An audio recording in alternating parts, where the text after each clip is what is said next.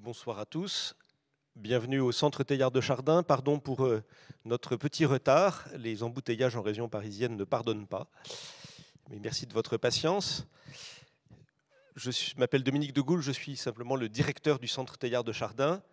Juste un petit mot d'une minute pour vous dire où vous êtes, que vous soyez derrière votre écran ou physiquement dans la salle.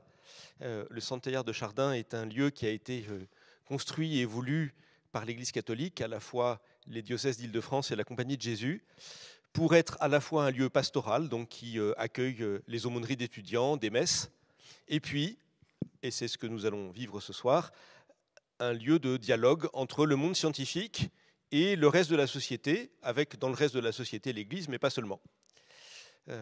Voilà. Et nous avons comme ça une série d'événements, de conférences, à peu près cette année au rythme d'un tous les 15 jours, sur différents sujets. Ce soir sur l'intelligence artificielle, on a des choses sur l'écologie, on a actuellement un séminaire sur le monde de l'entreprise, spiritualité et entreprise.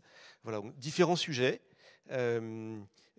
qui essayent, on pourrait dire, d'éclairer les situations contemporaines qui sont souvent complexes, en essayant d'aller un peu au fond des questions, d'éviter les polémiques inutiles, mais pas les questions difficiles.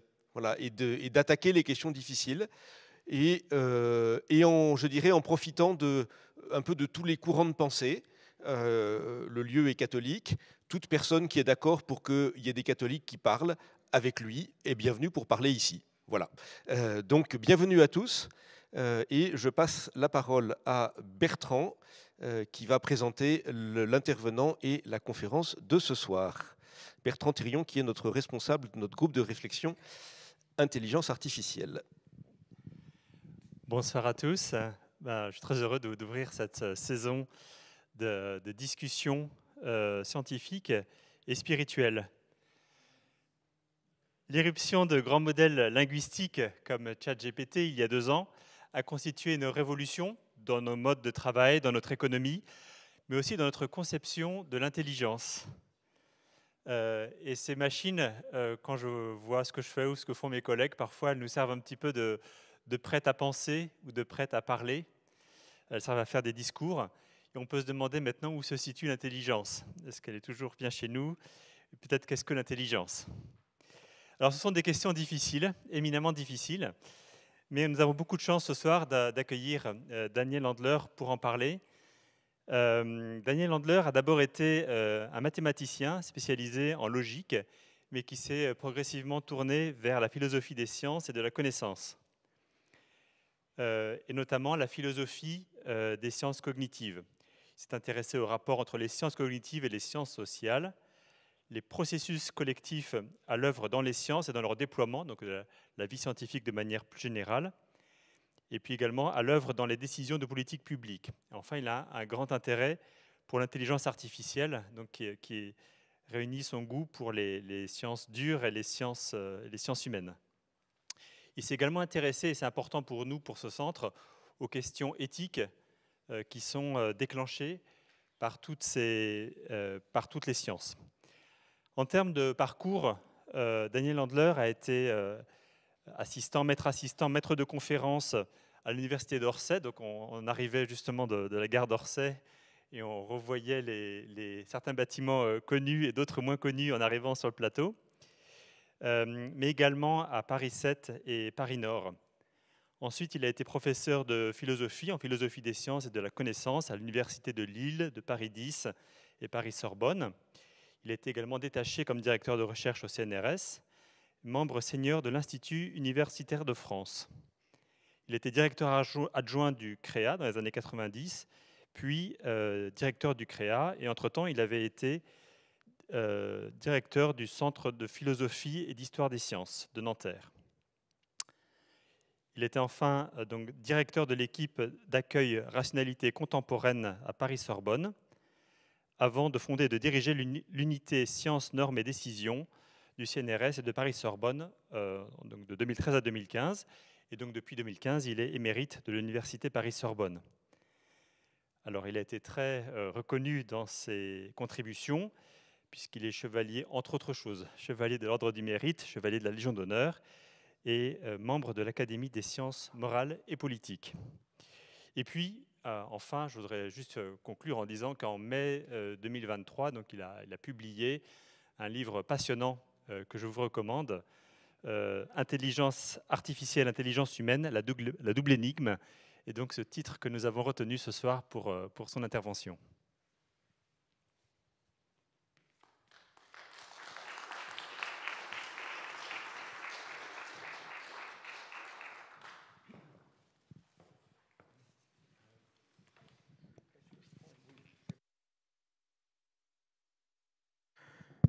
Oui. C'est peut-être mieux si je parle dans le micro, j'ai pas beaucoup de voix ce soir. Bon, merci pour cette introduction trop détaillée. Ça donne l'impression que je suis quelqu'un de très important qui a fait des millions de choses. Ce n'est pas du tout le cas. Il suffit de durer simplement. J'ai commencé ma carrière à Orsay en 1967, donc vous n'avez qu'à calculer combien de temps. Et en 50 et quelques années, oui, on fait 2-3 choses. Mais bon, il n'y a rien de bien spécial. Je suis désolé, c'est la SNC, non, c'est la RATP qui est responsable de ce retard parce que mon train que j'ai pris en avance pour être vraiment à l'heure est en retard parce que il a décidé à la dernière minute de ne pas s'arrêter au guichet. Donc Bertrand a dû venir me chercher hors Orsay. Enfin, c'est pour ça qu'on est en retard. Mais voilà, on va entrer dans le vif du sujet. J'espère ne pas... Voilà, donc ça c'est le livre avec, et j'en suis fier, une traduction en italien, une traduction en arabe et bientôt une traduction en taïwanais. Alors, premièrement, on a un peu travaillé avec Bertrand et donc je vais essayer de définir l'IA. Mission impossible. Personne ne sait très bien qui est l'IA. Je vais vous dire, beaucoup d'entre vous êtes des spécialistes et vous, en fait, vous savez, il y a plusieurs façons d'envisager l'IA. Voilà, donc certains pensent que l'IA, c'est en gros ce qui s'est passé à partir de ChatGPT. Donc ça, c'est pas du tout bon. L'IA, c'est tout ce qui fait marcher les systèmes numériques. Ben non, c'est quand même pas si large que ça. Ou peut-être certains systèmes numériques qui sont plus astucieux que d'autres, qui sont avancés. C'est pas non plus tout à fait ça. Une définition qui est assez populaire chez les chercheurs qui présentent au public l'intelligence artificielle, c'est dire que l'IA, c'est ce qui permet aux ordinateurs de faire des choses qui exigent chez l'humain de l'intelligence. Vous voyez que je n'ai pas mis une croix, mais un point d'interrogation pour dire que c'est peut-être pas si mauvais que ça. Enfin, l'IA, c'est plein de choses. Et pour être tranquille et pour sortir de cette incertitude, on va se tourner vers une autorité qui est la Commission européenne, qui a réuni un High-Level Expert Group extrêmement distingué, où j'ai de nombreux collègues parmi les plus distingués de tous les pays européens, et qui ont sorti cette définition que dont je ne vais pas vous imposer la lecture. Vous pouvez regarder très rapidement. Elle est incompréhensible. Cette définition est incompréhensible pour quelqu'un qui ne sait pas déjà ce qu'est l'intelligence artificielle. Et en plus, elle est incroyablement, comme il fallait plaire à tout le monde, on a dit que c'est des systèmes logiciels et peut-être des systèmes matériels, qui ont une dimension physique ou une dimension numérique, qui perçoivent leur environnement par l'acquisition de données, en interprétant les données structurées ou non structurées d'ailleurs. Enfin bref, ces éminents spécialistes n'ont pas réussi à nous donner une définition à la fois compacte et intelligible de l'IA. Alors, le journal officiel aussi s'y est mis, et il a donné au moins une définition qui a le mérite d'être beaucoup plus courte, que là, j'ai le temps de la lire. Champ interdisciplinaire, théorique et pratique qui a pour objet la compréhension de mécanismes de la cognition et de la réflexion et leur imitation par un dispositif matériel et logiciel à des fins d'assistance ou de substitution à des activités humaines. Alors notre fierté nationale est flattée parce que c'est incontestablement meilleur que la définition européenne, mais c'est quand même un peu faux parce qu'ils mettent dedans, je ne sais pas sous l'influence de qui, ils mettent à la fois les sciences cognitives et l'intelligence artificielle. Or, il y a des liens très importants entre les deux, mais ce n'est pas du tout la même chose et ça induit en erreur. En fait, l'intelligence artificielle, pour l'instant, est relativement détachée des sciences cognitives.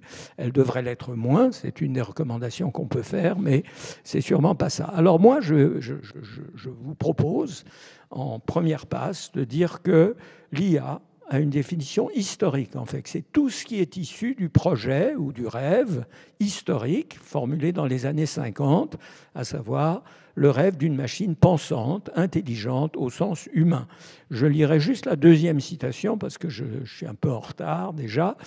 Une citation de Marvin Minsky, dont beaucoup d'entre vous savez que c'est l'un des pères de l'intelligence artificielle. Il faisait partie de la quinzaine de chercheurs qui s'est réunis à Dartmouth, aux États-Unis, en 1956, au cours de réunions au cours de laquelle ils se sont mis d'accord qu'il fallait développer un programme de recherche, et après s'être pas mal disputés, ont décidé de l'appeler intelligence artificielle. Et donc Minsky était l'un d'eux. Il deviendra ensuite, je ne sais plus s'il était déjà en 1956 au MIT, mais en 1970, il était devenu un peu le pape de l'intelligence artificielle au MIT. Et voilà ce qu'il disait pour un magazine. D'ici 3 à 8 ans, nous aurons une machine dotée de l'intelligence générale d'un être humain moyen. Je veux dire une machine qui sera capable de lire Shakespeare, de lubrifier une voiture, de naviguer dans les intrigues de bureau, de raconter une blague et de se bagarrer. Et à ce moment-là, la machine commencera à s'éduquer elle-même à une vitesse fantastique et en quelques mois, elle aura atteint le niveau du génie et quelques mois plus tard, ses pouvoirs seront incalculables. Alors, il y a une partie sur laquelle nous pouvons rêver, d'ailleurs on en parlerait peut-être pendant la discussion, à savoir que ce monsieur, qui était quand même un homme très sérieux, ce n'était pas un futurologue un peu excentrique, écrivait en 1970 qu'on aurait ça d'ici 3 à 8 ans. On ne l'a pas aujourd'hui, on est loin de l'avoir. Pourquoi s'est-il laissé aller? Peut-être par optimisme, il sait qu'on y arriverait bientôt. Mais laissons ça de côté pour nous concentrer simplement sur l'idée simple qu'il faut garder, une idée simple de l'IA. L'IA, c'est ce qui vient du projet, pris très au sérieux par des gens très sérieux, de réaliser une machine qui pense comme un être humain, qui est intelligente comme un être humain, pas avec des guillemets, etc. Non, comme un être humain. C'est important de garder ce cap, si vous voulez, pour voir un petit peu ce qu'est l'intelligence humaine. Alors, comment ça s'est développé au cours du temps? Donc, en ordre chronologique inverse, donc ChatGPT est sorti en novembre 2022, donc il y a à peu près 2 ans. Ce qu'on appelle aujourd'hui le deep learning, à peu près 20 ans. C'est le moment où le connexionnisme, qui lui s'est développé il y a à peu près 40 ans, a changé de nom. Deep learning et connexionnisme, c'est la même chose, à peu près. Les origines, c'est donc la réunion de Dartmouth, il y a 70 ans. Les prémices, c'est un peu plus, c'est disons 10 ou 15 ans de plus, c'est Alan Turing, son célèbre article de 1950 et surtout le groupe des cybernéticiens. D'ailleurs, Turing était lui-même un cybernéticien d'honneur. Et puis la préhistoire, parce que l'idée que la pensée, quelque chose qui peut d'une certaine façon se systématiser, s'automatiser, se mécaniser, elle remonte en partie à Hobbes et à Leibniz, mais je n'aurai pas le temps de développer ces aspects historiques. Alors, ça donne ce que j'estime être une assez bonne ou pas trop mauvaise définition de l'intelligence artificielle. Alors, il y a l'IA d'abord qui est une institution, un projet, qui est une entreprise technoscientifique qui est fondée par les pionniers et caractérisée par leur objectif et leur hypothèse de départ. C'est à peu près ce que je viens de dire à l'instant. L'intelligence artificielle, c'est aussi c'est l'ensemble des propriétés significatives des systèmes fabriqués par l'IA. L'IA, en tant qu'institution, rêve, projet scientifique, etc., fait des systèmes qui sont dotés de propriétés intéressantes, significatives, et l'intelligence artificielle, c'est un peu l'ensemble de ces propriétés. Et une propriété d'un système est significative, dans ce contexte-ci, si elle lui permet de faire ce qui requiert chez l'humain de l'intelligence. Donc on retrouve cette idée dont j'avais dit qu'elle n'était pas si mauvaise que ça, selon laquelle l'intelligence artificielle, ça permet à une machine de faire ce qui requiert de l'intelligence chez l'être humain. Alors, il y a plusieurs difficultés, il y en a même des tas. C'est pour ça que je dis que cette définition est au mieux pas trop mauvaise, mais elle est loin d'être parfaite. D'abord, l'IA, c'est plus que cela en réalité aujourd'hui. Vous voyez dans le premier point, je parle de l'hypothèse de départ, mais justement l'hypothèse de départ a été en partie abandonnée, donc les hypothèses ont divergé, donc on ne peut pas s'en tenir à cette hypothèse de départ. Et puis, qu'est-ce que l'intelligence requise chez l'humain ? Qu'est-ce qui est... Je vous donne 2 paquets de cartes, vous prenez une carte normale, vous prenez les cartes noires, vous prenez les cartes rouges, et je vous dis, ben voilà, triez-moi, mettez les cartes rouges à droite, les cartes noires à gauche. Est-ce que ça requiert de l'intelligence ? Oui, un peu d'intelligence. Alors, où est-ce que ça commence ? Jusqu'où on veut aller ? Au fond, on ne sait pas très bien. Donc, c'est quelque chose à creuser et qu'on va essayer de creuser un petit peu au cours de cet exposé. Alors, le premier point, c'est que je disais que l'IA, c'est plus que cela. Alors, moi, je vois l'IA aujourd'hui comme une sorte de triade. Donc, tout ça est immergé dans ce que j'appelle la numérisphère, c'est-à-dire le numérique. J'aime bien la numérisphère parce que ça donne l'idée de quelque chose qui nous enveloppe maintenant complètement, qui nous enveloppe, qui nous enferme aussi peut-être, dans lequel nous sommes plongés, que nous le voulions ou non, et dans lequel pratiquement tout ce qui fonctionne aujourd'hui dans la société moderne fonctionne largement dans la numérisphère. Alors au sein de la numérisphère, on a d'abord le petit triangle au milieu, c'est l'IA qui n'existe pas, c'est-à-dire le rêve de Minsky, cette intelligence, une vraie intelligence, sauf que ce serait une propriété d'une machine au lieu d'être une propriété d'un être humain. Ça, c'est le petit triangle au milieu. Autour, il y a l'IA au sens strict, c'est-à-dire, selon ma définition, tout ce qui découle du projet initial. Et puis, l'IA au sens large, maintenant, c'est, au fond, ce que le public, disons, non spécialisé considère comme l'IA, et qui est pratiquement tout ce qui fonctionne, tous les logiciels, systèmes automatiques, Internet des objets, etc., qui fonctionnent, nous dirions peut-être avec de l'IA, mais qui sont considérés comme étant au fond de l'IA. Et le fait est, je ne vous fatigue pas avec des citations d'autorité, mais le fait est que la distinction entre des logiciels, des algorithmes qui sont vraiment de l'IA au sens, disons, dur de la chose, et puis ceux qui sont pas tellement de la vraie IA parce que ce sont des algorithmes ou des mécanismes que nous connaissons depuis longtemps, avec lesquels nous sommes familiers, que ce soit, je ne sais pas, les logiciels de la suite 365 ou que ce soit, je ne sais pas, une batterie d'ascenseurs connectés, synchronisés dans un immeuble de grande hauteur. On n'appelle pas ça de l'IA normalement, mais c'est parce que c'est familier, tout simplement. En fait, c'est de l'IA au sens large et la frontière entre l'IA au sens large et l'IA au sens étroit est assez floue. Disons que ce qu'il y a de plus récent, de plus épatant, de plus bluffant, on a tendance à dire que c'est de l'IA. Et puis les choses auxquelles on est habitué, parce que c'est là depuis 10 ans, 20 ans, 30 ans, 50 ans, on n'appelle pas ça l'IA.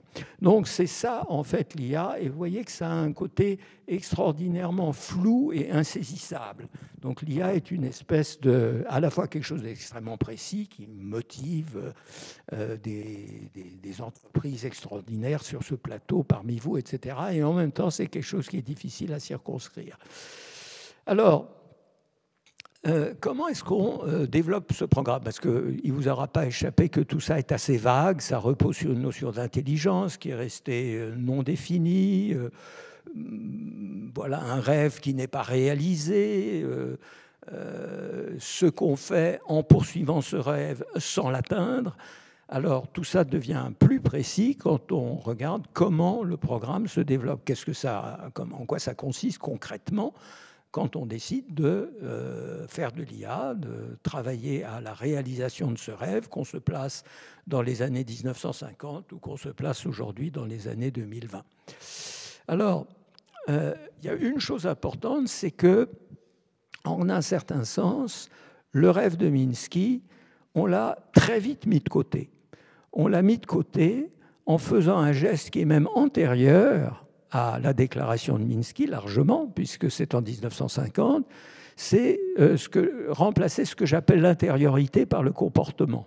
L'intériorité, c'est un terme assez vague que j'utilise ici, je fais dans les grandes lignes, c'est tout ce qui est, la manière dont nous percevons, par introspection ou par observation de nos congénères, ce que nous observons comme étant notre vie mentale, si vous voulez. Notre vie mentale, elle est faite d'épisodes de sens, d'intentionnalité. Nous avons l'impression, et pas seulement l'impression, que nous savons de quoi nous parlons. Quand nous disons le chien a faim ou le bébé pleure, nous savons qu'il y a un bébé, nous savons qu'il y a un chien, nous savons qu'il a faim, nous savons qu'il pleure, nous savons de quoi nous parlons. Nous sommes conscients, bien entendu, nous avons une pensée et nous avons de l'intelligence. Tout ça, ce sont des propriétés que nous attribuons à nous-mêmes et qui ne posent pas, tant qu'on n'est pas d'humeur philosophique, ne nous posent pas, ou théologique, ne nous posent pas trop de problèmes. Et c'est, en un sens, c'est ça qu'on veut réaliser. Le rêve de Minsky, c'est ça, c'est obtenir une machine qui a tout ça. Eh bien, l'idée de Turing, c'est qu'il faut laisser ça de côté, non pas que ça n'existe pas, mais qu'on ne sait pas comment le prendre. Et il dit, laissons ça de côté et remplaçons ces questions-là, qu'on résoudra peut-être plus tard, et reformulons l'objectif, donc de créer une machine intelligente, en termes de comportement, c'est-à-dire une machine qui va se comporter comme on se comporte nous autres quand on fait preuve d'intelligence. Et ces comportements qui sont en quelque sorte caractéristiques ou spécifiques de notre intelligence en fonctionnement, cette chose intérieure qui n'est pas observable, eh bien, ces comportements, eux, sont observables. Et il est en général assez facile de voir que ce sont des comportements intelligents. Par exemple, je suis un peu fatigué et bousculé par mon retard, et donc je ne sais pas très bien ce que je dis, mais enfin, j'essaye quand même de produire un discours intelligent. Et ça, c'est un comportement que vous pouvez observer, et vous de même, je peux observer le fait que vous comprenez ce que je dis. Si je vous pose une question, vous allez me répondre, et ce comportement sera la marque de votre intelligence. Voilà, de votre compréhension du langage, de votre capacité de analyser une phrase du langage parlé, d'accéder à la signification des mots que j'utilise, etc. Et ces comportements sont produits par des mécanismes cognitifs internes. En gros, le fonctionnement de notre cerveau. Alors, ces mécanismes cognitifs, ça c'est l'hypothèse de départ, consiste en fait à manipuler des symboles, c'est-à-dire des marques physiques, un peu comme des pièces de jeux d'échecs, sauf qu'ils ne représentent pas, ils ne sont pas en quelque sorte autoréférents comme le jeu d'échecs, mais ils représentent en général des aspects du monde, et ces systèmes de symboles constituent un système de traitement de l'information, d'où le nom attribué à l'époque, dont on est donc dans les années 50-60, et tout particulièrement attaché au nom de Herbert Simon, c'est le paradigme STI, système de traitement de l'information, que dans un autre langage un peu plus philosophique, disons, on va appeler computo-représentationnel. Pourquoi représentationnel? Parce que ces symboles représentent des aspects du monde, pour le dire de la manière la plus large, et computo parce qu'on calcule dessus. Alors, ce qui fait que ces systèmes ont une double vie. Ils ont une vie que, on dit syntaxique, mais c'est un terme un peu technique, qui peut être trompeur, qui est physiquement ancré dans le monde, et côté face, un système sémantique qui parle du monde. Et en évoluant, le système syntaxique, eh bien, il suit en quelque sorte à la trace les changements qui peuvent se produire dans le monde. Alors, ce que j'ai dit est à peu près incompréhensible, c'est pour ça que j'ai marqué au secours, et je vous donne simplement un petit guide qui va vous reconnecter à des choses que vous connaissez en réalité. Donc, pensez à deux systèmes que vous connaissez finalement assez bien.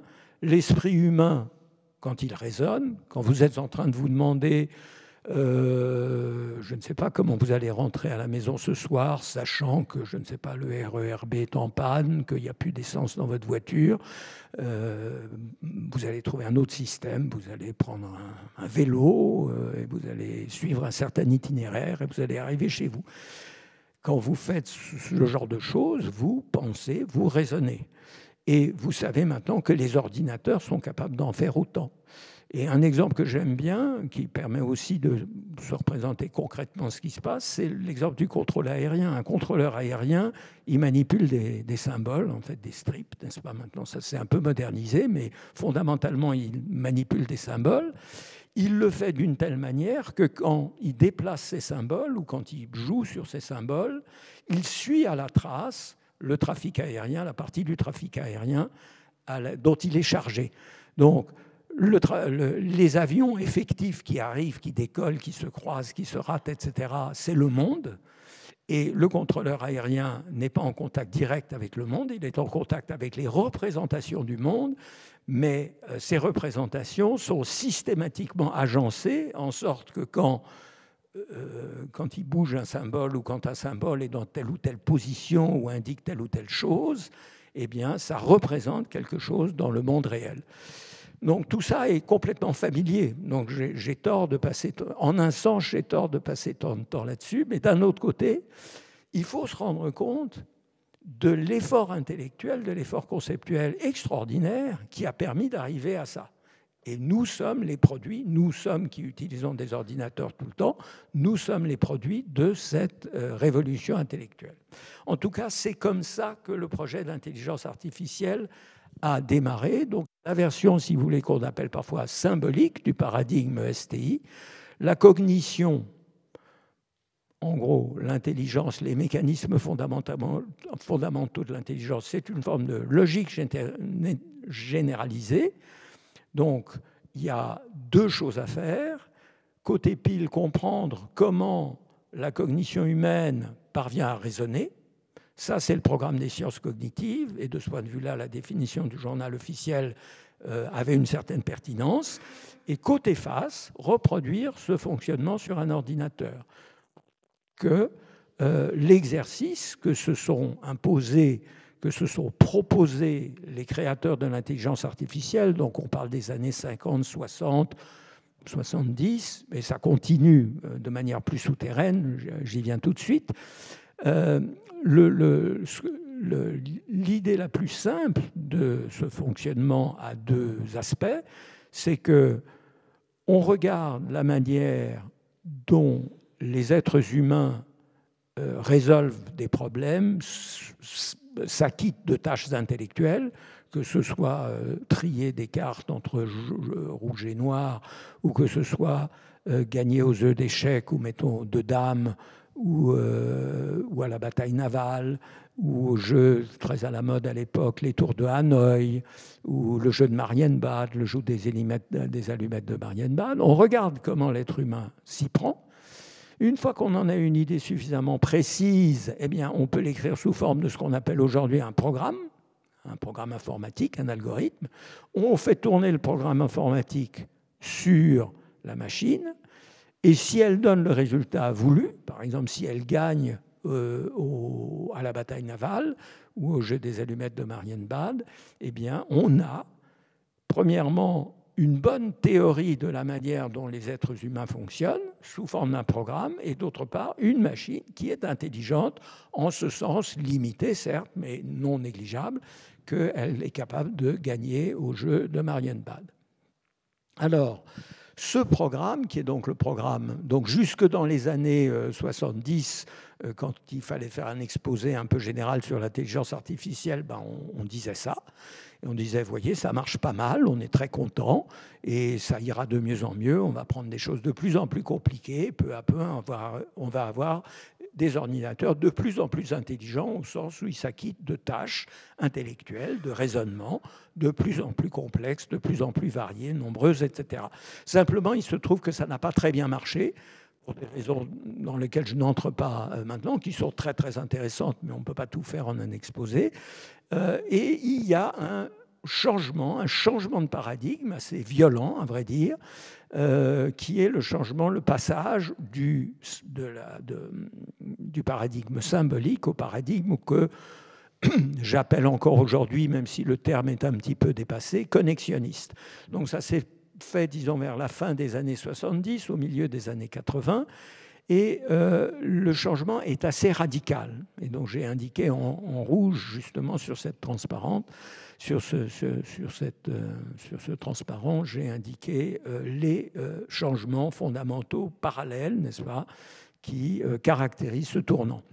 Donc d'abord, le paradigme symbolique est parti, je l'ai dit un peu trop vite, mais vraiment parti de la considération d'un être humain qui raisonne, qui se demande comment il va rentrer chez lui, sachant que le RERB est en panne, etc. On oublie ça. Ce n'est pas ça qui va nous amener à l'intelligence. On va plutôt penser, au lieu de la personne, au cerveau. Et un cerveau, une personne, ce n'est pas du tout la même chose. Et on ne va pas penser au raisonnement, disons à la logique, mais plutôt à la perception. On va se dire que l'opération cognitive fondamentale, c'est plutôt de l'ordre de la perception, et aussi d'ailleurs du contrôle moteur, mais pour pas trop compliqué, je le laisse un petit peu de côté, même s'ils sont très étroitement liés. Alors, qu'est-ce qu'il y a de très différent dans la perception? Il y a beaucoup de choses qui sont très différentes dans la perception. D'abord, la perception, en tout cas du point de vue phénoménologique, notre impression à nous, c'est que quand nous percevons presque instantanément, voire instantanément. Nous n'avons en tout cas pas l'impression qu'il y a une série d'étapes. On n'est pas en train, quand je regarde un bâtiment, je ne suis pas en train de dire, bon, d'abord je vais analyser les arêtes, les coins, je vais les mettre ensemble, etc., puis je mettrai des couleurs après. Non, tout ça vient d'un coup. Deuxièmement, et c'est peut-être encore plus important, quand je perçois, moi la personne, je ne fais rien, je n'ai pas conscience de faire quoi que ce soit.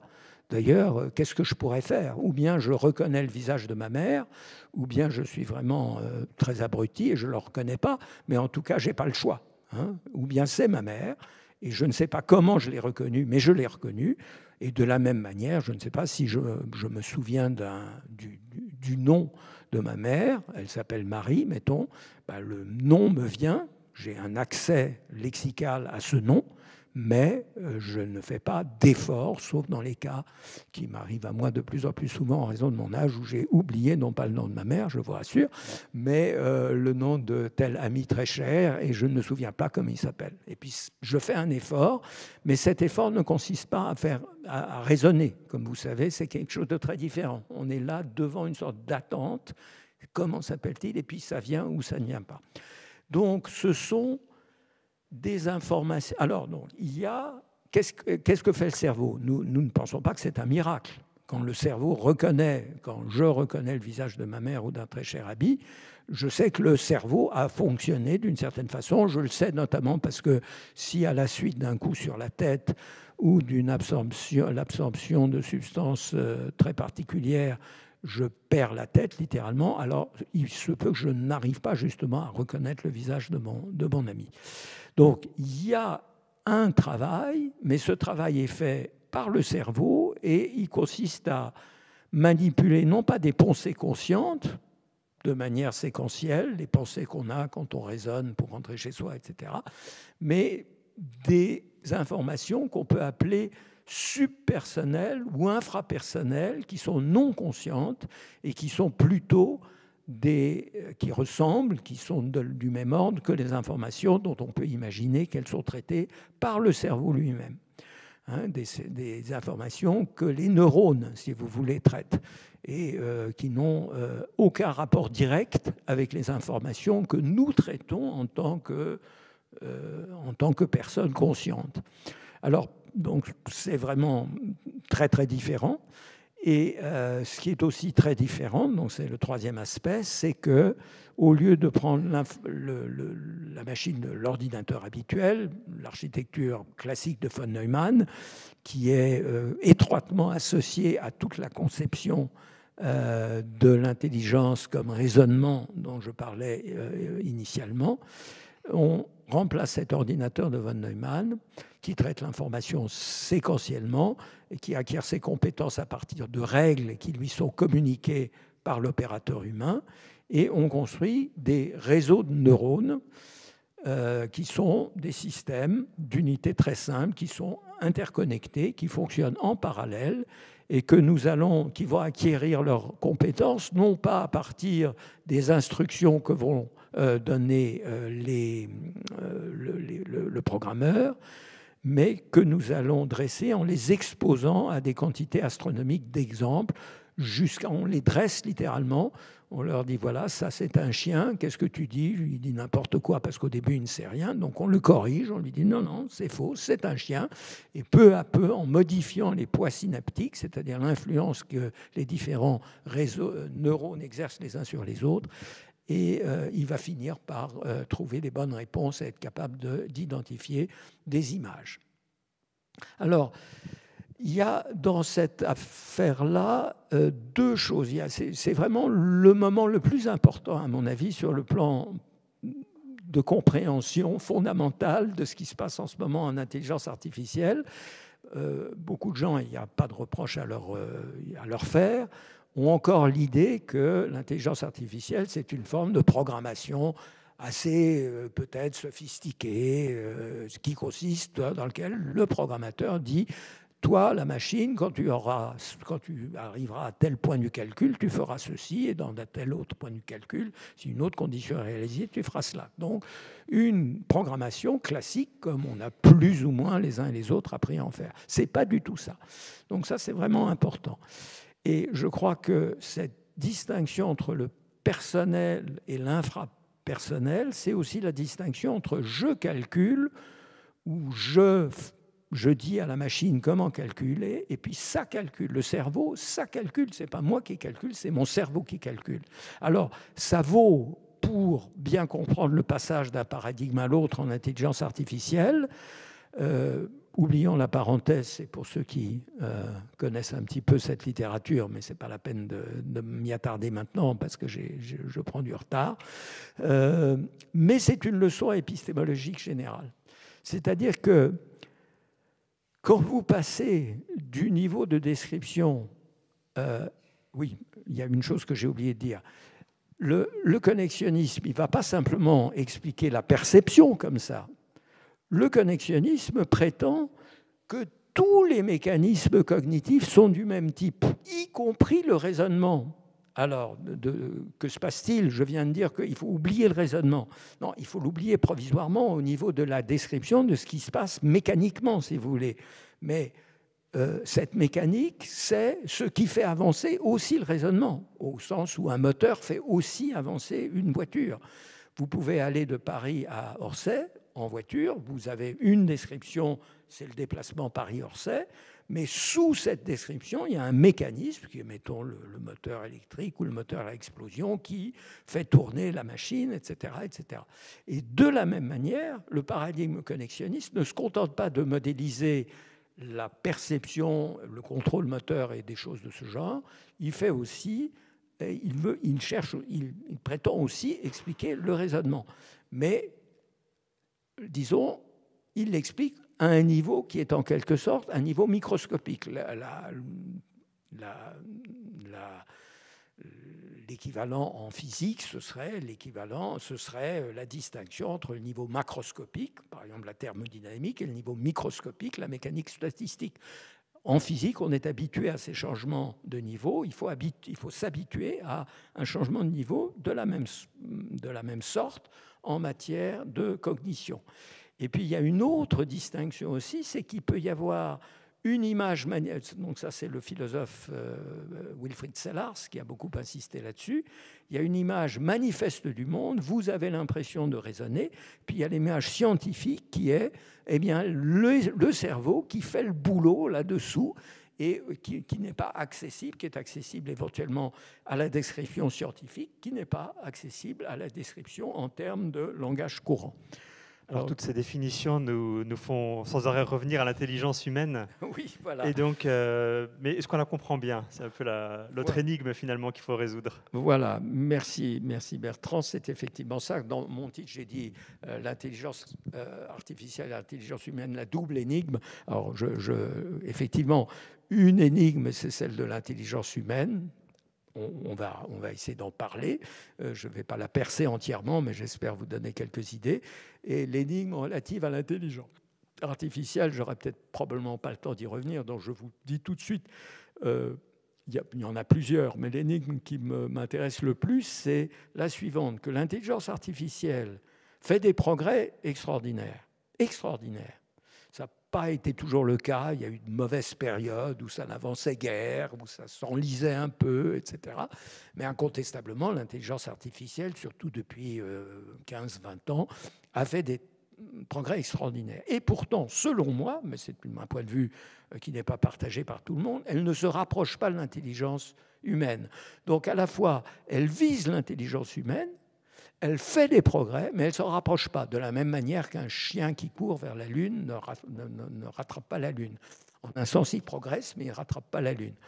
Mais voilà, donc ça, c'est l'autre énigme. Et maintenant, on va parler de l'énigme de l'intelligence humaine. Alors, d'abord, juste une chose. Le mot intelligence, c'est un mot du langage courant. Il appartient à personne. Donc, on ne peut pas dire l'intelligence c'est ça et c'est pas ce que disent les autres. C'est un de ces mots du langage courant qui est utilisé à toutes les sauces, que les gens utilisent en un sens ou en un autre. Et d'ailleurs, il a la réputation d'être insaisissable. Hein, c'est un terme que nous utilisons constamment, dont nous nous servons beaucoup. Il est difficile d'éviter la manière dont les choses se sont mises très bien marché à partir du moment où, mettons, tel collaborateur en a remplacé un autre. Il est difficile de ne pas dire que le nouveau collaborateur, on peut dire qu'il est bien formé, qu'il a fait l'école polytechnique, voilà, il se lève tous les matins, il est ponctuel, mais fondamentalement, on a envie de dire que si ça marche si bien, c'est qu'il est intelligent, alors que le précédent l'était moins. Hein, ça, c'est quelque chose qui arrive tout le temps. Donc, on utilise ce terme tout le temps, en lui attribuant à chaque fois des significations contextuellement un petit peu différentes. Et alors, parce que c'est ce concept anguille, les savants essayent de s'en méfier et cherchent souvent à l'éliminer. On va en voir des exemples. Donc, il ne faut pas prendre, disons, il n'y a pas de vérité d'évangile sur ce qu'est l'intelligence dans l'absolu. Mais on peut essayer de regrouper, si vous voulez, certains aspects de l'usage du terme d'une manière qui donne une certaine intelligibilité là où il n'y en avait pas. Alors, les sciences cognitives, curieusement, ont complètement éliminé l'intelligence. Ils l'ont éliminée de la manière suivante. Ils ont dit, c'est pas compliqué. Par intelligence, on entend l'ensemble des manifestations du système cognitif, c'est-à-dire du cerveau ou de l'esprit. Voilà. Donc voilà, ce que dit Daniel Oscherson, qui est un grand cognitive scientist, spécialisé en sciences cognitives, dans un célèbre manuel, le meilleur manuel qui existe, le meilleur textbook qui existe, traité qui existe en matière d'intelligence, de sciences cognitives. Il dit la science cognitive, c'est l'étude de l'intelligence humaine dans toutes ses formes, depuis la perception et l'action jusqu'au langage et le raisonnement. Et l'exercice de l'intelligence est appelé la cognition. Alors, évidemment, et là, j'ai écrit pour simplement signaler que je connais encore le formalisme logique pour les logiciens parmi vous, mais c'est du pédantisme pur, hein, c'est une plaisanterie.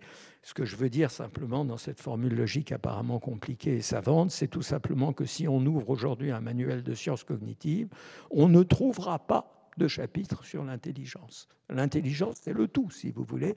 Il n'y a pas un chapitre sur l'intelligence comme il peut y avoir un chapitre sur la production du langage, l'accès lexical, la localisation des sources sonores, la logique, tout ça. Mais il y a des chapitres sur toutes ces questions-là, mais pas sur l'intelligence.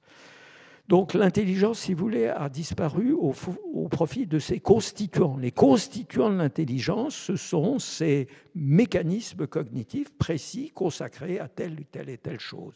La production du langage, le passage du langage écrit au langage oral, l'accès lexical, l'identification des sources sonores, la navigation, l'autobiographie, etc.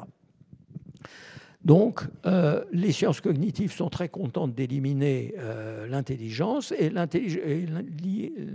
l'intelligence artificielle, en tant que discipline, va s'y résigner longtemps. Elle va dire, bon, c'est comme ça, on va faire des modèles, en quelque sorte, de fonctions très particulières, comme la différentes reconnaissances des formes, etc., etc.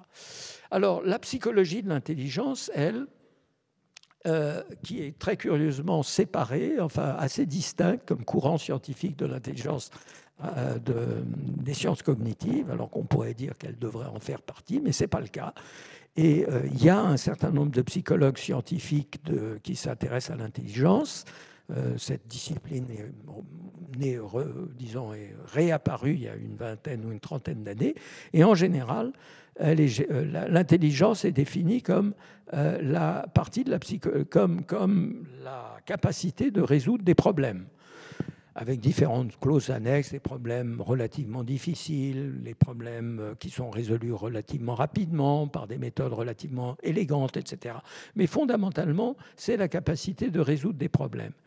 Et je pense qu'il faut prendre problème au sens strict, pas en ce sens très général d'une difficulté qu'on rencontre, d'un conflit qu'on va résoudre, auquel on est confronté, etc. Un problème, je prends ça au sens strict, c'est-à-dire à peu près comme un problème scientifique ou un problème scolaire. C'est-à-dire les termes sont relativement bien posés, la réponse n'est pas connue, elle est peut-être connue du professeur, mais elle n'est pas connue de l'élève. Elle n'est pas connue du scientifique au moment où il pose le problème, mais si son programme de recherche aboutit, il va résoudre ce problème. Et quand le problème sera résolu, on verra, en quelque sorte, il sera manifeste que la solution, qui est en général unique, où il y a peut-être éventuellement quelques solutions, mais la solution convient au problème. Donc, et une dernière caractéristique du problème, selon moi, c'est qu'il est impersonnel, c'est-à-dire que ça ne dépend pas. Si Bertrand se pose la question de savoir combien 4 fois 8, et si je me pose la question de savoir faire 4 fois 8, et si on demande à un élève chinois 4 fois 8, c'est le même problème. Ça ne dépend pas de qui se le pose, de qui l'a posé et de qui l'a résolu. Alors, pourquoi je prends problème en ce sens strict ? Là, il y a une thèse relativement forte, que pas vraiment le temps de... Je vous l'assène, c'est que je pense que l'IA, en réalité, c'est ça qu'elle fait. L'IA aujourd'hui et l'IA demain, selon moi, l'IA hier, l'IA aujourd'hui, l'IA demain, ce qu'elle sait faire, c'est résoudre des problèmes. C'est déjà pas mal. Je ne dis pas qu'elle résout tous les problèmes, mais je sais que ce qu'elle fait quand elle marche, c'est de résoudre des problèmes. Alors évidemment, il y a une objection, mais je vais la laisser pour la discussion, puisque je suis certainement en retard. Bertrand, il faut me dire que je suis en retard. Quid de l'IA générative, c'est-à-dire ChatGPT, etc. Parce que quand on regarde ChatGPT et les équivalents en multimodal, les créateurs d'images, etc., on n'a pas l'impression justement qu'il ne faut que résoudre des problèmes. On a l'impression qu'ils génèrent toutes sortes de choses qui sont plus ou moins intéressantes, qui s'embarquent dans une discussion avec vous, une conversation. Ça ne ressemble pas à une résolution de problème. Donc, je répondrai à cette objection si vous pensez à me la poser au moment de la discussion. Alors, ce qui est beaucoup plus simple, c'est de comparer l'intelligence artificielle et l'intelligence humaine sur le plan des problèmes. On sait que l'intelligence humaine résout encore beaucoup plus de problèmes que l'intelligence artificielle. Mais l'IA de demain saura peut-être les résoudre. Moi, je ne suis pas de ceux qui disent qu'il y a une limite absolue aux problèmes que peut résoudre l'IA. Dans une seconde, je vais dire qu'il y a des limites très sérieuses à ce que peut faire l'IA, mais ce n'est pas de l'ordre de la résolution de problème. Si c'est un problème, peut-être qu'on trouvera un jour, on découvrira un système d'IA qui pourra les résoudre. Et inversement, l'IA, évidemment, résout des problèmes inaccessibles à l'intelligence humaine quand il y a énormément de données, etc., etc. Et donc, on peut comparer, disons, l'intelligence artificielle et l'intelligence humaine. à condition de dire, attention, quand l'intelligence artificielle résout un problème, elle ne le résout pas du tout comme nous. Elle parvient à la solution, elle nous donne la solution, mais elle ne les résout pas comme nous. Il ne faut pas oublier ce point important. Mais, et là j'arrive à ma thèse centrale, je dis que l'intelligence humaine, c'est une autre affaire. Que l'intelligence humaine, alors encore une fois, je rappelle, dogmatique à ce sujet, mais je pense que c'est utile de se focaliser sur cette capacité très particulière de l'intelligence humaine, c'est la capacité de faire face à une situation de manière appropriée, faire ce qu'il faut dans une situation donnée. Et là, je me repose sur une distinction assez claire entre un problème ou la donnée d'un problème, qui est quelque chose d'impersonnel, de transportable, de bien défini, etc., et faire face à une situation où, pour moi, une situation, là je donne là aussi un sens un peu technique au mot situation, qui est encore un de ces mots qu'on utilise tous à tort et à travers, on a bien raison, c'est un terme très utile du langage courant, mais en l'occurrence, je considère la situation, je prends la situation comme étant quelque chose d'assez précis, c'est ce à quoi fait face un être humain, et d'ailleurs aussi un animal, mais on va laisser pour l'instant les animaux de côté, ce à quoi fait face un être humain à un moment donné. C'est donc centré sur une personne qui, à un moment donné, est face à une situation.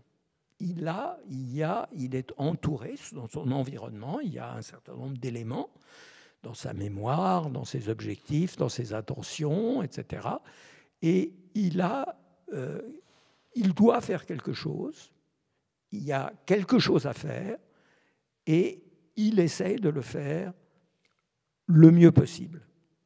Et son intelligence consiste en sa capacité de faire face à une situation, les philosophes disent singulière, disons simplement particulière, située dans l'espace et le temps, et centrée sur la personne. Donc c'est ça les trois caractéristiques, c'est situé dans l'espace-temps, c'est centré sur la personne, et il y a un appel à agir le mieux possible. Do the right thing, on dit en anglais.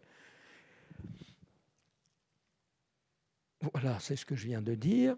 Et alors, qu'est-ce que c'est que do the right thing? C'est quoi la manière appropriée de faire? Alors là, il y a la chose difficile à comprendre, mais quand on plonge au cœur de son âme, on redécouvre cette vérité, c'est qu'il y a certes un certain nombre de critères objectifs. Je veux dire, si je ne sais pas, si mon enfant est pris dans un immeuble en train de brûler, il est clair qu'il ne faut pas simplement aller boire un verre de vin au bistrot. Il faut évidemment, la bonne chose à faire, c'est de se précipiter pour essayer de sortir l'enfant du brasier.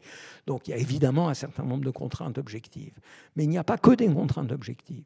Il y a aussi, disons, des contraintes subjectives, c'est-à-dire qui dépendent d'un jugement de ce qu'il faut faire dans une certaine situation. C'est très facile à constater dans les situations interpersonnelles. Si vous avez une crise dans votre entreprise ou dans votre famille, vous voyez que vous êtes face à quelque chose, une situation de crise, il n'y a pas une manière évidente, objective de s'en sortir.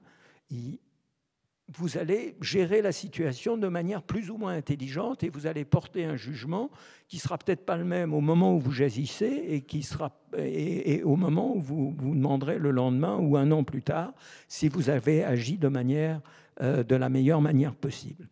Donc voilà, je pense que l'intelligence humaine, c'est quelque chose de très différent de l'intelligence artificielle. Et je pose juste la question d'être transparent. Que faut-il pour être ou pour être dans une situation, pour être au centre d'une situation, pour vivre une situation? Je crois qu'il faut déjà faire partie du monde. Et que faut-il pour faire partie du monde? Alors pourquoi c'est utile? C'est parce que ça permet d'explorer et d'interagir avec les entités réelles et non avec les représentations. C'est-à-dire, le contrôleur aérien, il ne peut pas être au contact de ces avions qui sont à 10 000 mètres d'altitude et qui vont très vite. Ce serait très dangereux pour lui, donc il est obligé de se contenter des strips qui lui permettent d'avoir des représentations des avions. Mais nous, dans nos situations, nous avons besoin d'être en contact avec des choses et des êtres du monde. Et pour ça, il faut, parce que ça nous permet d'explorer le monde, ça nous permet d'agir directement sur ces entités, non pas sur des représentations de ces entités. Et pour être dans le monde, il faut avoir un corps. Et le corps sert à ça, mais aussi, il est porteur d'un enjeu personnel. Le corps que vous l'avez depuis votre naissance.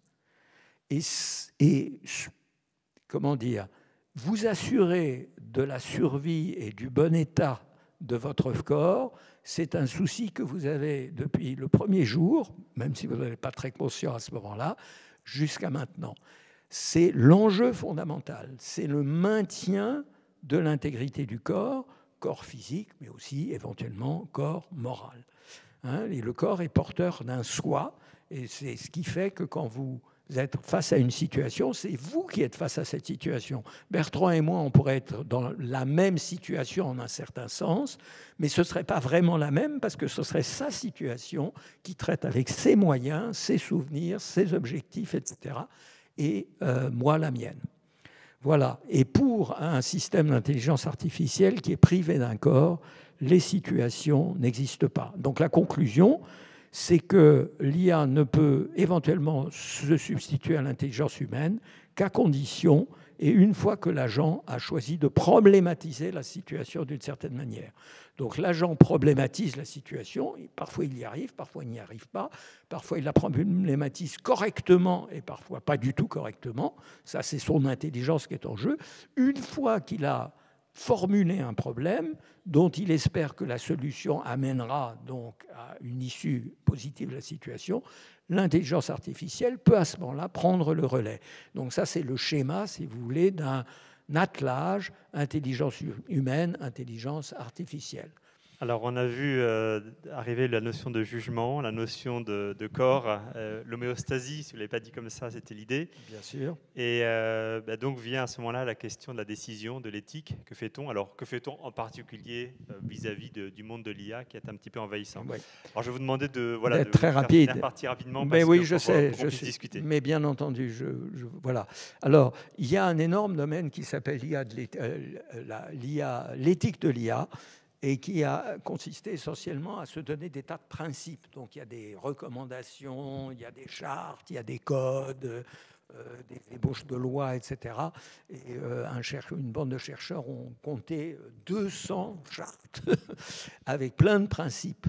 Alors, juste pour signaler qu'il y a une énorme activité, on en parlait dans la voiture avec Bertrand, il y a une énorme activité autour de l'IA de l'éthique de l'IA, et c'est une bonne chose parce que, pourquoi c'est une bonne chose? Parce que l'IA, manifestement, il n'y a pas besoin d'être particulièrement rigoriste sur le plan de la morale.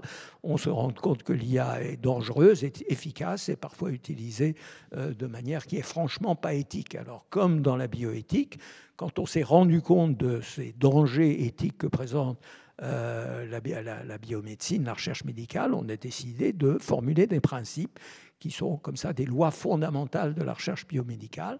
Et on essaye de faire la même chose pour l'IA, mais ça ne marche pas pour toutes sortes de raisons dans lesquelles je n'entrerai pas. Alors je distingue très rapidement deux types d'éthique de l'IA, deux types de questions.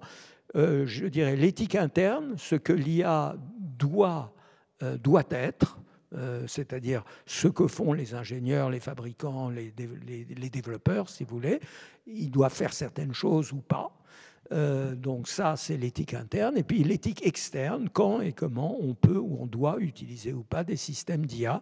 Et donc ça, c'est l'éthique pour les utilisateurs, les décideurs. Donc typiquement, les avocats, les médecins, les financiers, les éducateurs. Dans tous ces domaines, les généraux, dans tous ces domaines, il y a la question de savoir si on doit utiliser de l'IA ou on peut utiliser de l'IA, et si on peut ou on doit utiliser de l'IA, à quelles conditions en respectant tel ou tel principe. Alors l'éthique interne, moi je dis que c'est beaucoup plus simple que ce que disent mes collègues qui en font des tonnes au niveau des chartes et des principes. Moi, je dis qu'il y a une éthique générale de l'ingénieur. Tu produiras de bons outils. C'est la province IA de l'éthique de l'ingénieur général. Tu ne te mêleras pas de ce qui excède ta compétence. à savoir s'il est approprié de déployer l'IA dans un domaine donné et si oui, à quelles conditions. En d'autres termes, tu ne te mettras pas à la place du médecin, de l'avocat, du général ou du professeur pour savoir, tu les laisses régler leurs problèmes de leur côté. Toi, tu te contentes de faire des systèmes d'IA. Et puis surtout, et ça c'est à mon sens la règle d'or de l'éthique de l'IA, la règle d'or c'est par référence à Kant, la règle d'or de la morale, c'est de ne pas faire à autrui ce que tu ne voudrais pas qu'il te fasse ou qu'il te fît à toi-même. Et il y a l'équivalent, mais c'est moi qui l'ai inventé, donc ne prenez pas trop au sérieux. Tu prendras garde à empêcher que tes outils ne soient pris pour ou ne puissent être traités comme des sortes de personnes humaines. Alors on va dire, je ne suis pas tout à fait le seul à avoir trouvé ça. Daniel Dennett, le philosophe, très grand philosophe qui est mort récemment, y a beaucoup insisté, ainsi qu'un essayiste israélien qui s'appelle Harari.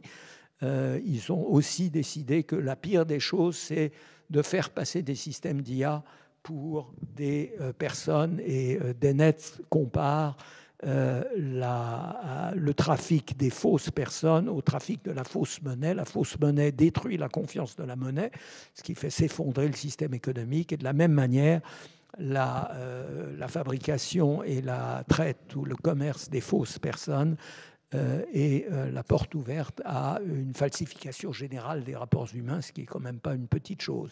Donc c'est vraiment un commandement essentiel.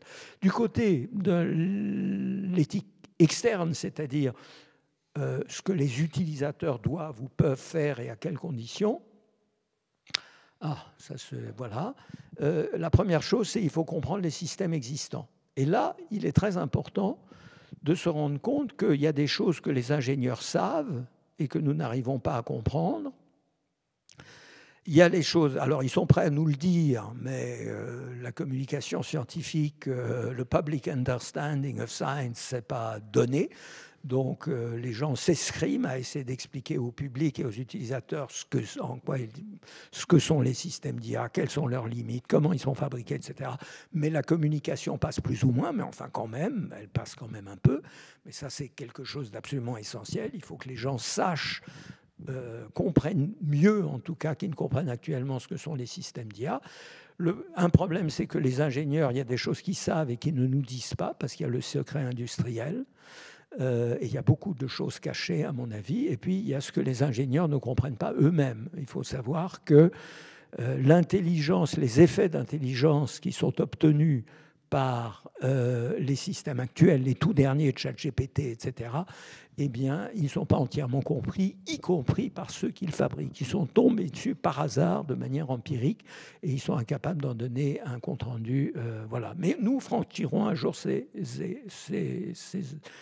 obstacles. La deuxième exigence, c'est de bien comprendre que l'IA, ce n'est pas une intelligence de synthèse, c'est-à-dire elle n'est pas comme l'intelligence humaine, simplement fabriquée sur des puces de silicium au lieu d'être fabriquée sur le boîtier du cerveau. C'est une intelligence de remplacement. Rappelez-vous ce que je disais très rapidement tout à l'heure en disant que certes, l'intelligence artificielle peut résoudre certains problèmes, parfois mieux que nous, au sens d'apporter des solutions, mais pas au sens d'agir comme nous agirions pour trouver la solution. Et les ersatz, les remplacements, l'ersatz c'est un vieux terme allemand qui date de la Première Guerre mondiale, quand on n'avait pas de café en Allemagne, alors on faisait un ersatz café à partir de glands, on faisait une ersatz farine à partir de pommes de terre, si je me souviens bien. On fait des ersatz jambes pour les gens qui sont mutilés, etc. Ça remplit la fonction dans certaines conditions, mais pas dans toutes les conditions. Il y a toujours des défaillances, il y a toujours des détournements, et ça, il faut que l'utilisateur soit bien conscient du fait que ces systèmes lui fournissent un remplacement, un ersatz d'intelligence, et pas un strict équivalent de l'intelligence humaine. Et puis, la troisième exigence, c'est avant de se demander à quelles conditions on peut utiliser l'intelligence, il faut d'abord se demander, l'intelligence artificielle, il faut d'abord se demander si c'est une bonne idée. après tout, est-ce que c'est une bonne idée d'introduire l'intelligence artificielle sous prétexte qu'on peut le faire? Est-ce qu'il faut le faire absolument? Alors ensuite, évidemment, la deuxième question, si on décide que quand même ça a de bonnes chances de rendre des services, à quelles conditions est-ce que ça va rendre des services? Et cette discussion-là, à mon avis, on ne peut pas l'avoir en général, comme ça se fait malheureusement beaucoup. En général, à mon avis, on tombe dans des débats qui ne sont sans fin. En revanche, quand on se réfère à un domaine particulier, l'architecture, la sécurité civile, la gestion des catastrophes écologiques, etc., l'éducation, la santé, machin, eh bien, à ce moment-là, on peut effectivement commencer à discuter sérieusement sur l'opportunité et les conditions dans lesquelles on... voilà. Donc, je vais juste conclure sur cette dernière slide. Quand est-ce que l'IA peut être utile et quand elle risque d'être nocive? Alors moi, je donne une petite heuristique, un indice. Si on a un problème ou une situation qui est déjà problématisée ou facilement problématisable, alors c'est une bonne idée d'essayer un système d'intelligence artificielle adapté. Si la seule situation n'est pas problématisée, semble difficilement problématisable, il faut probablement se méfier des systèmes d'intelligence artificielle, mais ce n'est pas toujours évident. Et la conclusion, c'est que la domestication de l'IA, y compris d'ailleurs sa pleine compréhension, est une affaire de longue haleine. Voilà. Excusez-moi d'avoir été si long.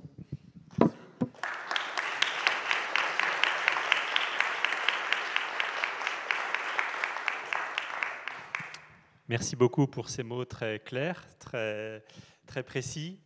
Très dense aussi. Mais je suis sûr qu'il y a des questions dans la salle. On va vous laisser la parole. Est-ce qu'il y a un micro qui circule? Oui. Vous pouvez le... Pardon.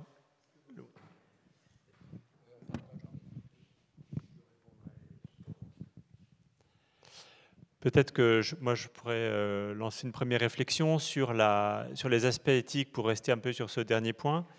Une évolution qui m'inquiète, c'est la fermeture des systèmes.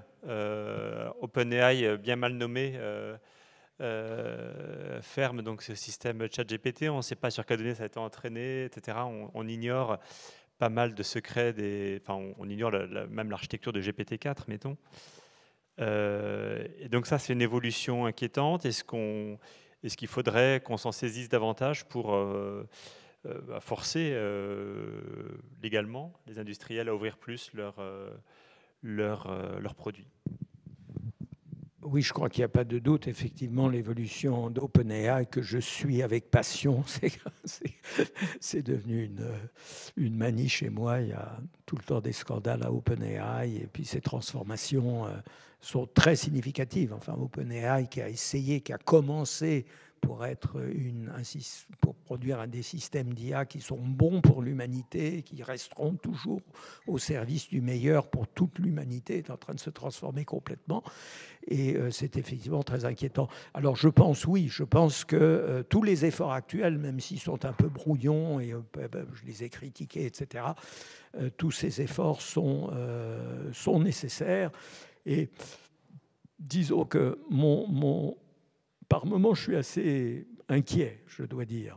Notamment que pour l'instant, il y a très peu de choses qui empêchent la création de fausses personnes, avec tout ce que ça entraîne de fabrication du faux, du fake, des mensonges, etc. etc. L'inondation, actuellement, Internet est occupé apparemment, d'après certaines évaluations, un tiers de ce qu'on trouve sur Internet est maintenant de la pure fabrication de systèmes automatiques qui est en train de polluer complètement Internet et rendre d'ailleurs Internet beaucoup moins utilisable, y compris pour l'entraînement des systèmes, ce qui est vraiment paradoxal. Donc ça m'inquiète un peu parce que je trouve que c'est une espèce de course contre la montre. Il faudrait quand même essayer de rétablir un minimum d'ordre dans cette jungle avant qu'il soit trop tard, avant que des dommages presque irréversibles aient été faits. Mais je suis quand même optimiste parce que je pense qu'on va y arriver. Parce que quand même, on prend conscience des problèmes, on prend conscience des mécanismes, on prend conscience du fait qu'une attitude, disons, de complet libéralisme au nom de « il ne faut surtout pas briver l'innovation », vous vous rendez compte, si on légifère, on va empêcher ces petits génies de produire des systèmes de plus en plus extraordinaires. Je crois que tout ça, c'est des excuses, en fait, et que ça doit être absolument encadré. Et je pense que ça finira par l'être. Ma petite comparaison, c'est celle de la voiture. Alors la voiture a effectivement pas mal bousillé l'environnement, on est d'accord là-dessus, mais sur le plan des accidents, moi quand j'étais jeune, il y avait 18 000 morts par an en France pour un trafic 100 fois moindre. Et je ne compte pas le nombre de mutilés. Aujourd'hui, on a 3 000 ou quelque chose comme ça, ce qui est déjà trop. Mais enfin, pour un trafic 100 fois plus grand, c'est quand même une domestication assez remarquable. Et je pense qu'il va en être de même de l'IA. Mais je sais que ça va être une grosse affaire. On a une question ici. Vous avez dit que l'intelligence humaine dépendait beaucoup du corps, et puisque ça permettait de l'ancrer dans la situation. Est-ce que le fait de coupler une intelligence artificielle avec une mécanisation, ou enfin, comme on voit un peu aujourd'hui, enfin, je ne sais pas si c'est vraiment de l'intelligence artificielle, mais par exemple les robots domestiques ou les choses comme ça, est-ce que ça permettrait à l'intelligence artificielle de progresser ou de nouvelles opportunités? C'est une très très bonne question. C'est une question fondamentale. Il y a beaucoup de gens qui placent beaucoup d'espoir dans cette idée de donner une sorte de corps à une intelligence artificielle comme ça, désincarnée. Elle cesserait d'être désincarnée, elle serait incarnée ou réincarnée, et ça résoudrait peut-être le problème. Alors je dirais que incontestablement, il y a des choses que la robotique intelligente nous apprend. Ça ouvre l'horizon, ça modifie la situation. Néanmoins, je pense que actuellement, un robot, un corps robotique en quelque sorte, sur lequel est branchée une IA ou inversement, c'est pas vraiment un corps au sens où nous l'avons. Parce que cette idée que c'est mon corps, et pas simplement un truc que j'ai là au bout de mes terminaisons nerveuses, c'est quelque chose d'assez mystérieux que nous ne savons pas modéliser. Les philosophes se sont interrogés là-dessus. Ils disent qu'ils s'interrogent beaucoup sur ce que sont les pensées qui disent d'essai, c'est-à-dire les pensées à propos de soi. Quand on a une pensée à son propre propos, c'est une pensée très particulière, très différente d'une pensée abstraite du genre la capitale du Nigeria, ou d'une pensée concrète du genre Paris. Paris, je connais, et donc j'ai une pensée sur Paris ou sur mon chat, ou sur voilà. Et la pensée qu'on a sur soi-même, et en particulier sur son corps, est une pensée d'une espèce assez différente. Donc il y a un certain nombre de gens, mais ce sont des questions vraiment difficiles, c'est vraiment des questions de recherche à la fois philosophique, scientifique, technique, etc. Et la deuxième chose que je dirais rapidement, c'est que je pense que si le corps était quelque chose comme une vie artificielle, donc neuromimétique, enfin mimétique, ou avec de l'homéostasie, avec un certain nombre de propriétés qui sont celles des organismes vivants. Donc la réalisation d'un autre rêve qui est celui de la vie artificielle, si on pouvait rapprocher vie artificielle et intelligence artificielle, alors là oui, je pense qu'on pourrait avoir des organismes artificiels qui font face à une situation. Mais on n'y est pas, mais on y sera peut-être un jour. Une très bonne question, merci en tout cas. Alors, donc moi j'avais une question vis-à-vis de la problématisation. Donc si j'ai bien compris, quand vous dites qu'une situation est problématisée, en général, c'est que pour que l'IA fasse quelque chose, il faut qu'on lui donne une sorte d'objectif. Mais on pourrait, est-ce que du coup, si on arrivait à trouver une sorte d'objectif à la vie, je sais pas, par exemple en économie, là j'en fais plein en ce moment, on fait des fonctions d'utilité où on dit que visiblement pour les ménages le sens de la vie c'est de consommer le plus possible, bon avec un peu plus mais basiquement c'est ça. Donc si on mettait ça dans l'IA, est-ce que du coup l'IA pourrait devenir vraiment intelligente dans ce sens-là, si on a problématisé comme ça? Oui, vous avez raison. Là aussi, c'est une très très bonne question en forme d'objection d'ailleurs. Et beaucoup de chercheurs d'IA qui font, disons, des l'IA un peu théoriques comme Stuart Russell ou d'autres, prennent tout à fait cette attitude. Ils disent effectivement, en réalité, quand on cherche à modéliser les êtres humains, en réalité, ce qu'il faut savoir, il faut connaître leur fonction d'utilité. Et à ce moment-là, on pourra effectivement, disons, la problématisation sera en quelque sorte automatique. Il n'y aura pas besoin de se casser la tête. Il faudra simplement savoir, dans une situation donnée, comment optimiser la fonction d'utilité. Alors, je pense que ce sont des rêves, mais je reconnais qu'on peut espérer modéliser le comportement humain de cette manière-là. Mais je pense seulement dans ces grandes tendances ou dans ces grandes lignes. Quand on regarde un tout petit peu concrètement, avec disons un regard un tout petit peu, comment dire, généreux et différencié et nuancé sur la manière dont nous nous comportons, je ne suis pas sûr qu'on peut vraiment se ramener à l'optimisation d'une fonction d'utilité. Mais c'est très, très contesté. Hein, c'est une controverse interminable qui ne se terminera jamais, cette idée qu'on pourrait modéliser le comportement humain de cette manière-là.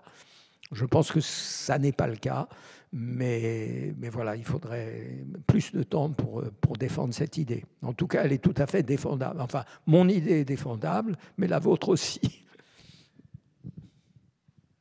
Merci. Tenez. Que tout le monde vous entende, surtout les gens qui sont en ligne. Ah oui, c'est vrai. Oui, bonsoir. Je voudrais vous poser une question sur l'aspect juridique de l'IA.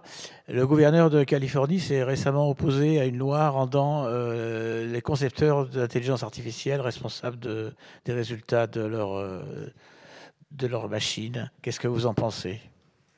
Alors, oui, j'ai appris la nouvelle comme vous, mais je n'avais pas suivi en fait l'affaire de très près, donc je ne sais pas très bien ce qu'il y avait dans cette loi.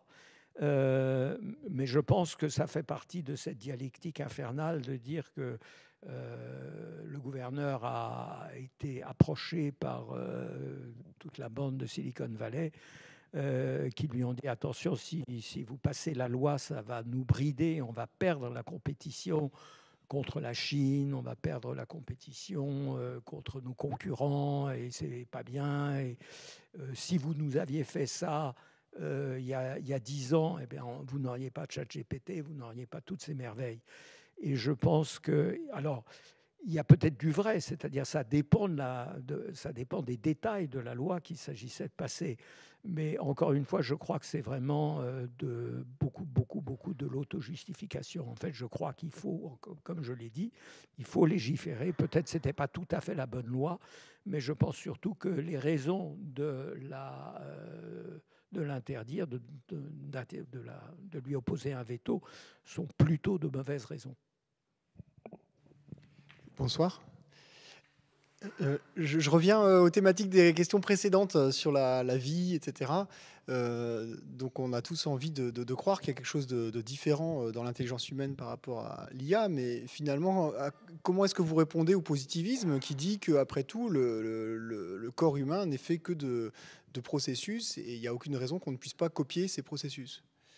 Alors, d'abord, processus et processus. Hein. Donc, il y a effectivement un certain nombre de gens qui pensent que tout est calcul, n'est-ce pas? L'univers entier est simplement un ensemble de calculs.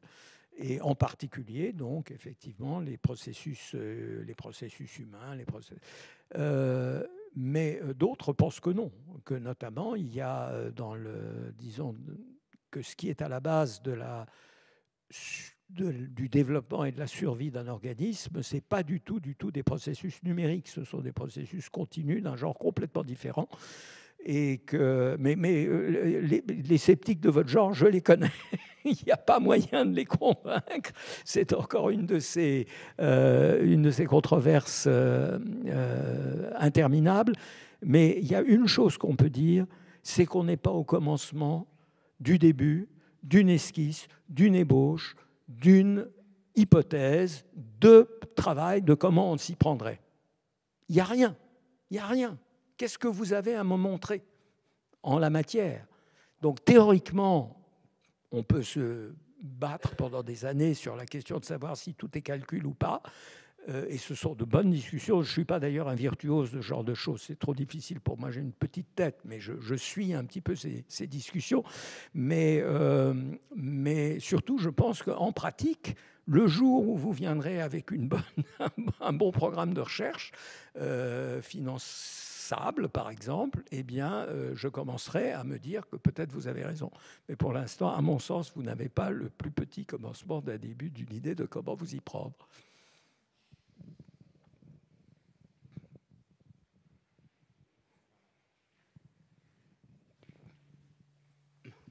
Merci. Oui, moi je pense que la question revient à savoir si intelligence et conscience, c'est la même chose.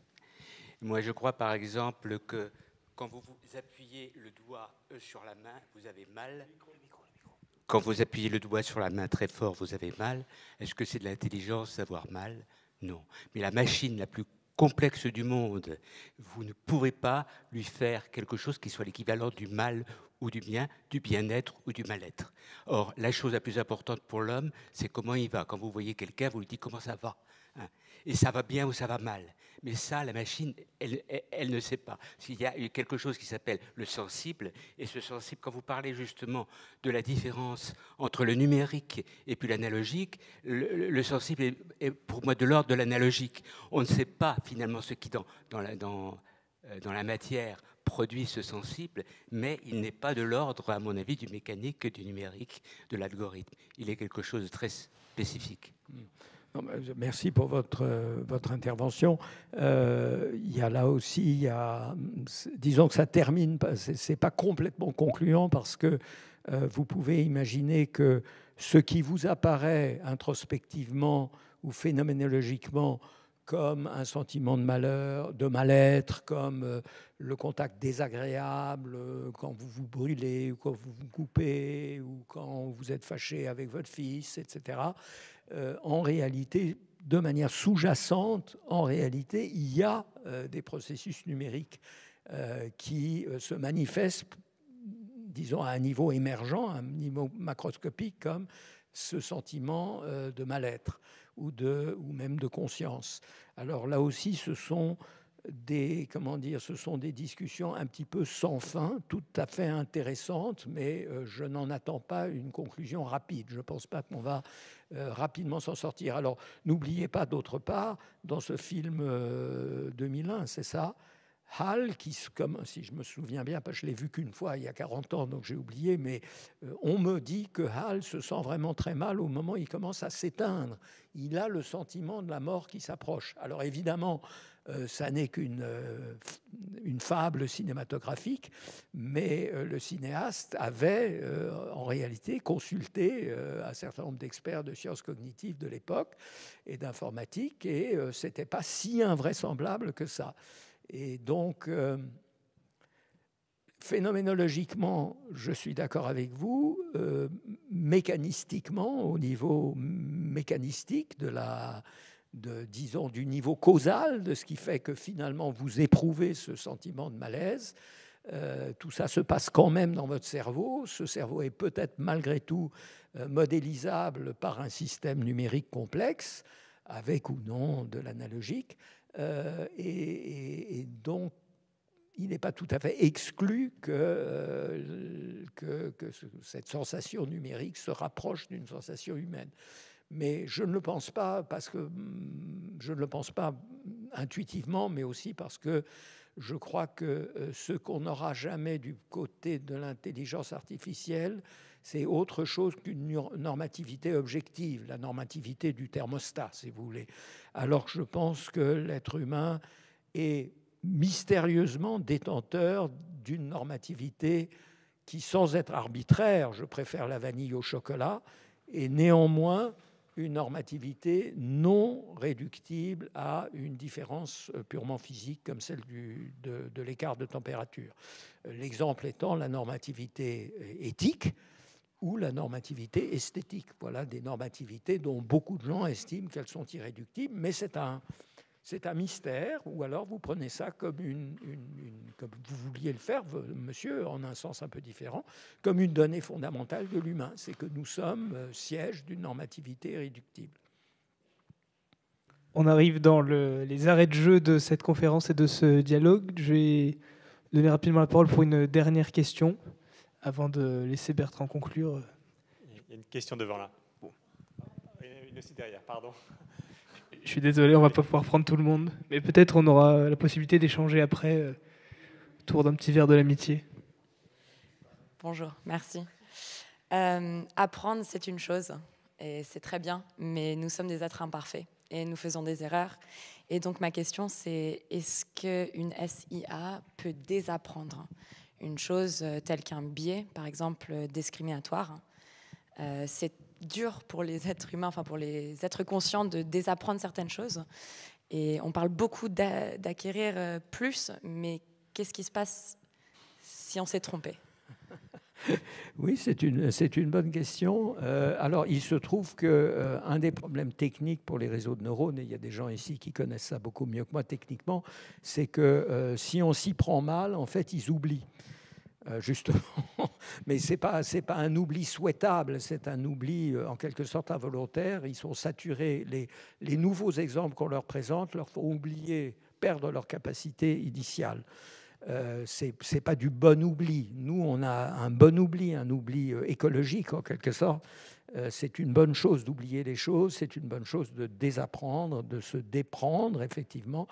On peut modéliser ces choses-là sur l'IA sans vraiment grande difficulté, mais c'est très, comment dire, ça va être très artificiel, ça va être vraiment très ad hoc, comme on dit.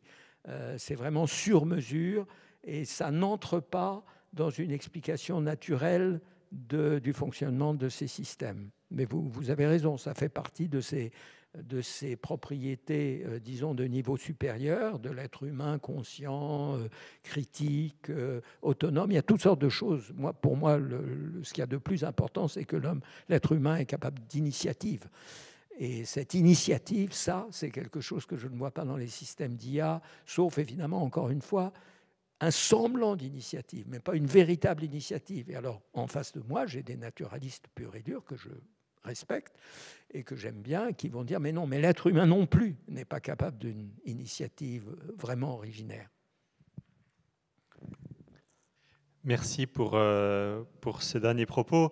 Je note qu'effectivement, au cours de la discussion, on en a parlé d'une normativité propre à l'homme. On a parlé, en le disant peut-être autrement, la distinction de la chair et du corps, une distinction peut-être ancrée dans une tradition qui peut résonner dans cet endroit.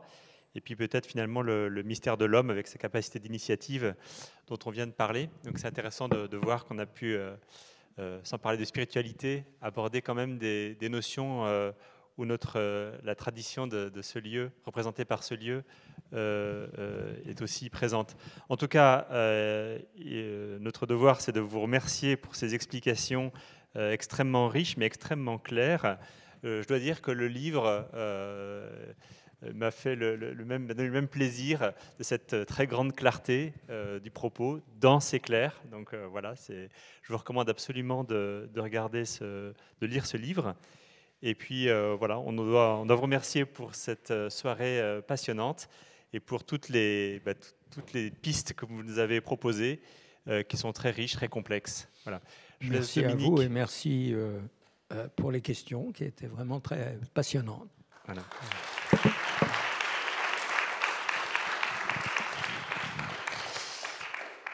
Voilà, merci beaucoup pour cette conférence. J'ai l'impression d'avoir enfin compris quelque chose à l'intelligence artificielle.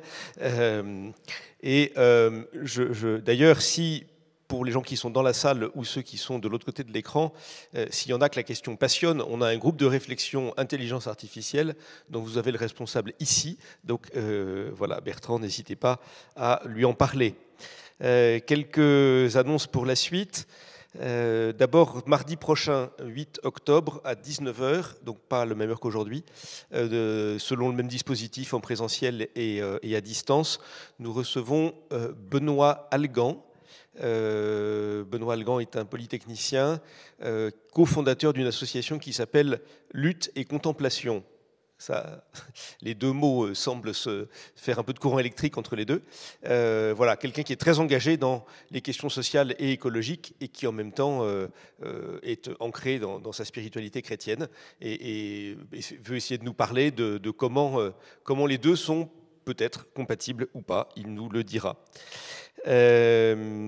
Je dis à tout le monde, ceux qui sont de l'autre côté de l'écran comme ceux qui sont ici, que je rappelle, c'est un peu le pinceau à chaque fois, mais le Centre Teilhard de Chardin n'a aucune subvention publique. La conférence de ce soir était gratuite, mais si vous voulez nous aider, vous êtes bienvenus. Alors il y a des paniers qui vont circuler. Est-ce qu'on fait faire ça maintenant? Et puis, par ailleurs, vous avez des QR codes ici. Le premier, c'est pour vous adonner. Alors le premier, c'est pour faire un don. Qui est défiscalisable, et le deuxième c'est pour s'abonner à notre newsletter. Voilà, un grand merci à tous.